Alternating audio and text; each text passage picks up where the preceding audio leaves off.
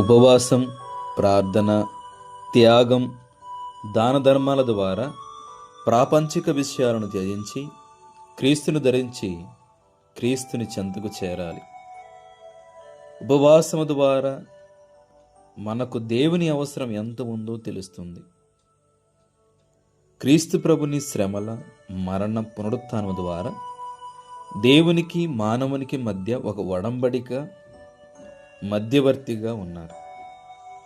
క్రీస్తు ప్రభుని రాకడ పాప కట్టుబాట్లను, ఆచార అలవాట్లను పరిపూర్ణమనరుస్తూ నూతన బోధనతో దైవ చిత్తాన్ని బోధిస్తున్నారు. చెడును మంచితో, అసత్యాన్ని సత్యముతో, దేవుని ప్రేమతో, కక్ష సాధింపును క్షమాపణతో, అధికారాన్ని సేవతో, ప్రాపంచిక విషయాలను దైవ సాన్నిధ్యముతో, దైవ సన్నిధానముతో, అజ్ఞానాన్ని విజ్ఞానముతో, స్వార్థాన్ని సోదరభావముతో జయించవచ్చని బోధిస్తూ అనునిత్యము దేవుని రాజ్యం వ్యాప్తికై శ్రమించాలని పిలుపునిస్తున్నారు.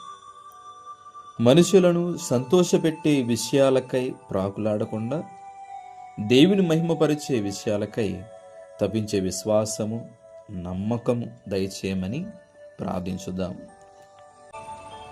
మనిషి కుమారుడు దూతల సమేతముగా తన తండ్రి మహిమతో వచ్చి ప్రతి ఒక్కనికి వాని క్రియలను బట్టి ప్రతిఫలమును ఇచ్చెను.